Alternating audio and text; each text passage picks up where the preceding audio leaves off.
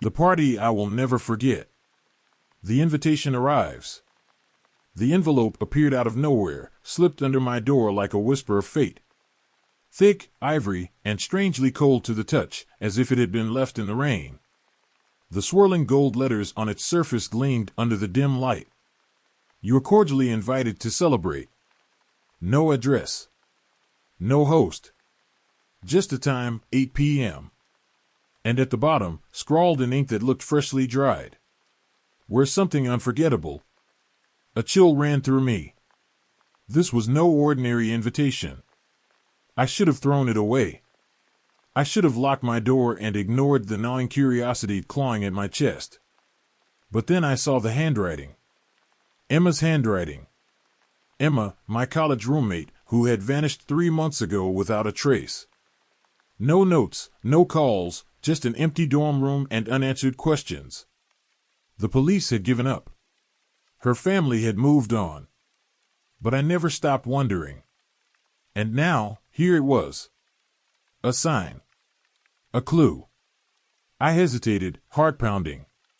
My instincts screamed at me to stay away. But hope is a dangerous thing. It lures you in, whispers that this time will be different. That this time, you'll get the answers you seek. By 7:45, I was dressed in my best, a crimson dress Emma had once said made me look like I belonged on a stage. By 7:55, I was in a cab, heart thudding. By 8 o'clock, I was standing in front of a mansion bathed in candlelight. The door creaked open before I knocked.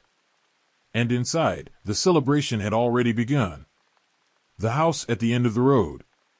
The road leading to the mansion was slick with rain, reflecting the dull glow of streetlights.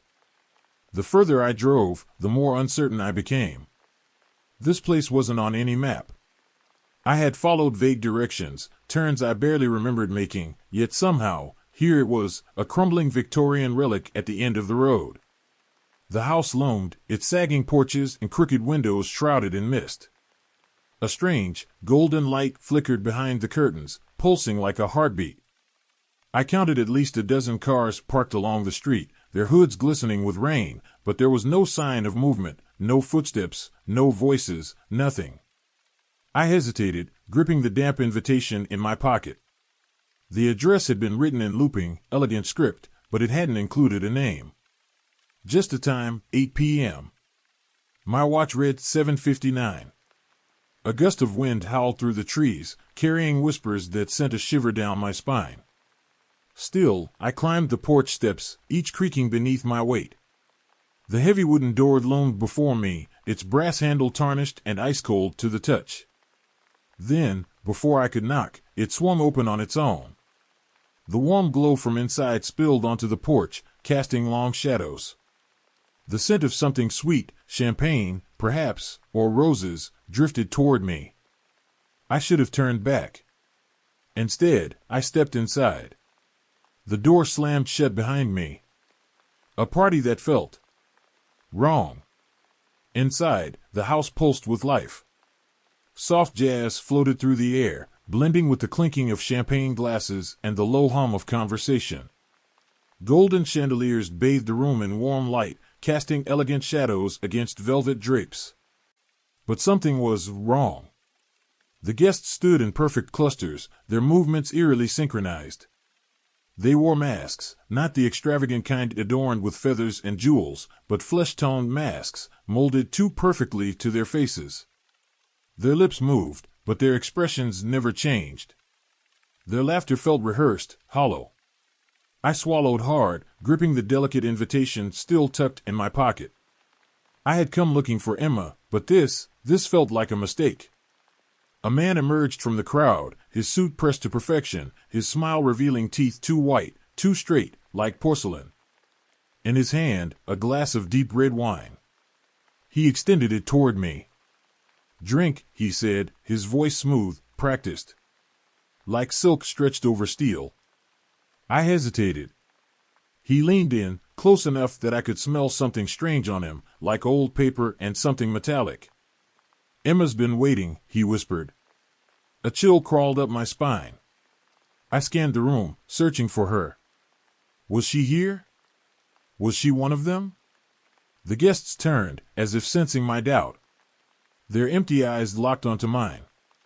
The jazz played on, the laughter never wavered. I should have run. But I took the glass. Emma's return. She stood at the top of the spiral staircase, draped in a gown the color of midnight. The dim chandelier light caught the shimmer of its fabric, making it ripple like liquid shadow.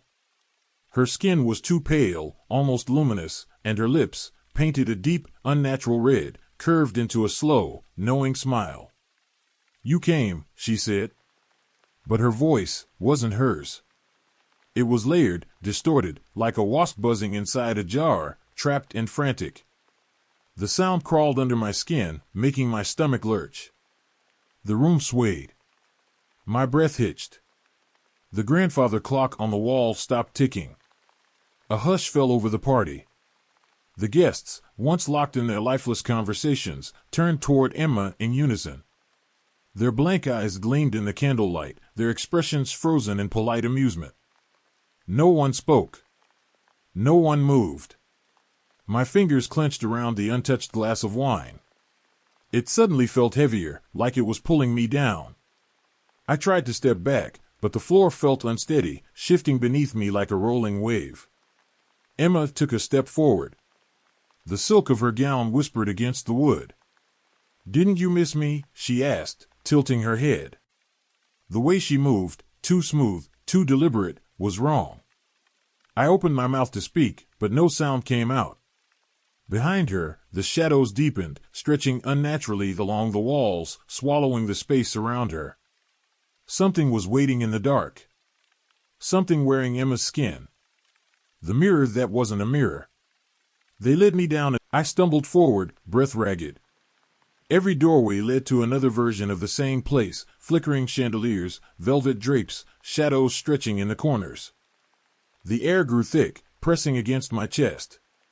Somewhere behind me, I heard them. Footsteps, slow and deliberate. Wet, labored breathing.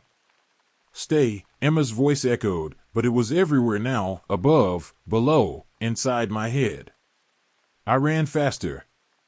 The last door loomed ahead, slightly open. A sliver of darkness seeped through the crack. I had no choice. I stepped inside.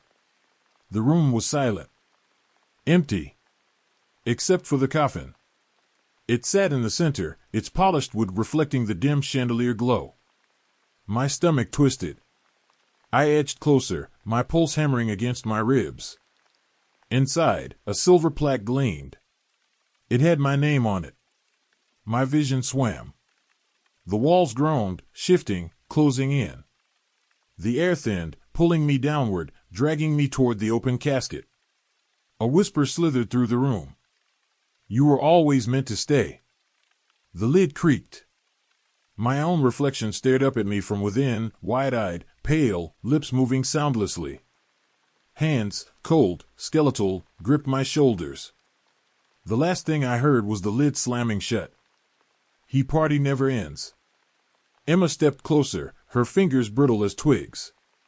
Her whisper curled around me like smoke. "Stay. The party's just beginning." I screamed and woke up in my bed.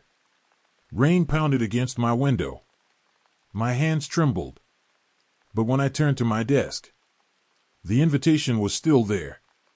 And every night, at 8 p.m., the door creaks open. The laughter starts. They're always waiting.